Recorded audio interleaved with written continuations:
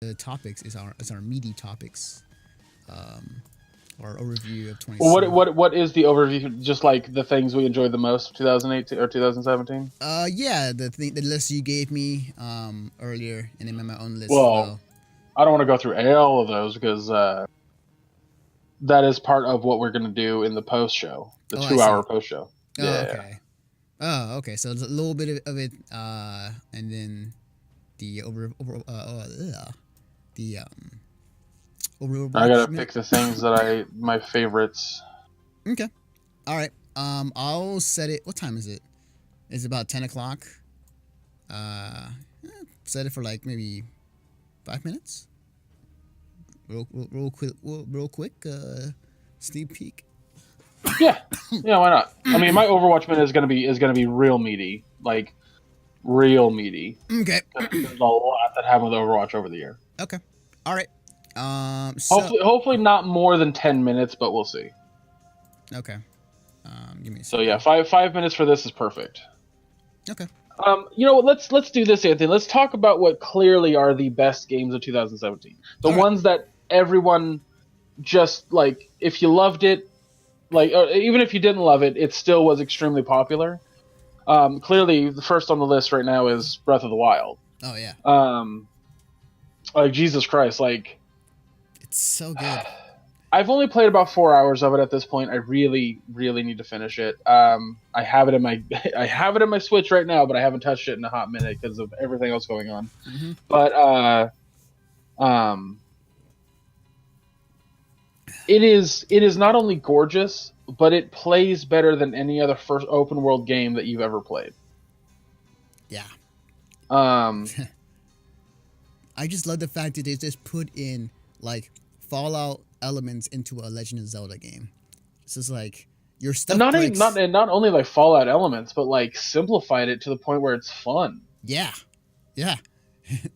Like this is awesome. Not only that, like wasn't this the thing that people wanting for the longest time is an open world Legend of Zelda?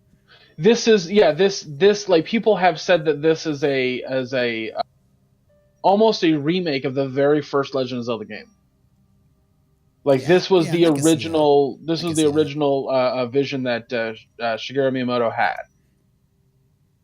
Because that like the thing about the game that I talked to lots of people about is like they'll just be exploring the world, going from point A to point B, and they'll just be like, "Can I climb that?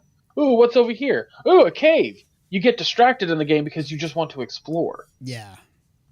Yeah, the game is ridiculously just so well developed, but like at the same time it is so open ended as far as like what the world they're developing, and it's good.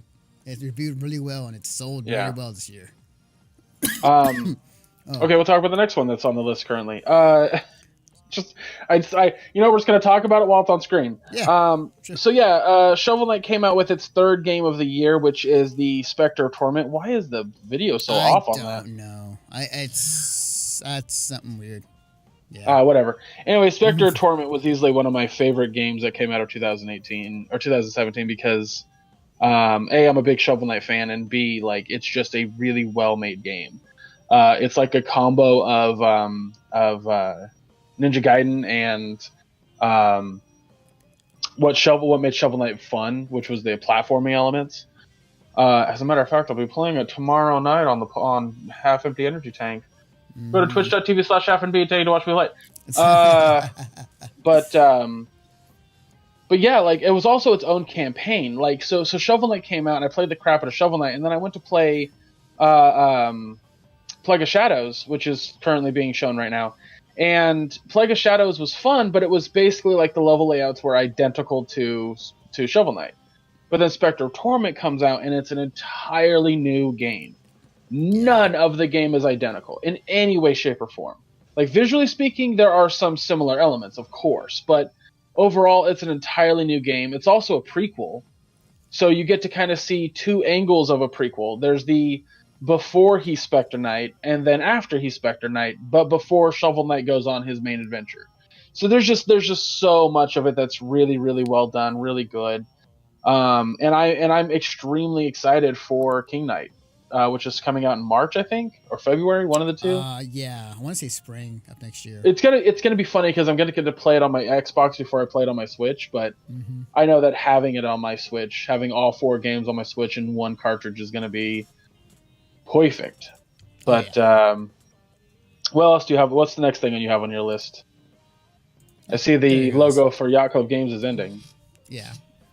And we got a minute, so what's coming up next? Okay, Sonic Mania, perfect. Yeah, Sonic Mania. Oh my god, this game. First and foremost, I did not grow up Sonic. By the way, you can stop the timer because I'm just going to end it after Sonic Mania. Okay. But Sonic Mania came out, and I didn't grow up with Sonic.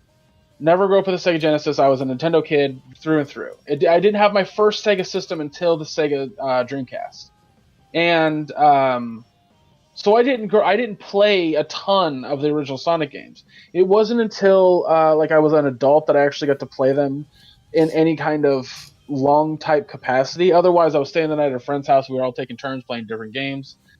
So when Sonic Mania comes around, I'm kind of like it's the only one that I want to check out. I don't really want to play the other Sonic game that came out that I can't think of the name Sonic of. Forces?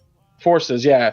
Like I'll rent it, but I'm gonna buy it. But I was like, I'm gonna buy Mania because it just looks amazing. And then I played the ever loving crap out of it, and it was one of the best experiences that I've had in gaming in 2017.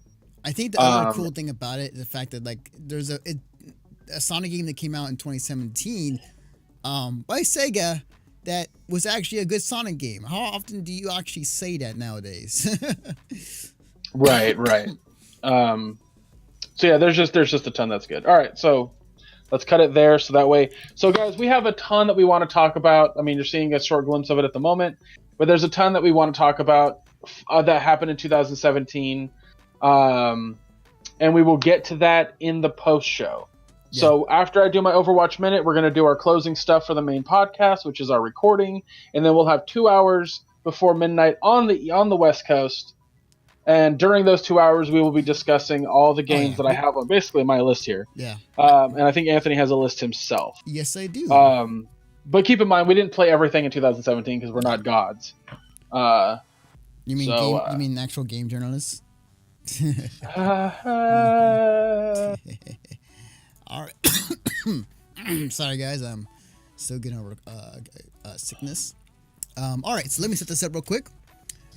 This is gonna be, hang on a second, the last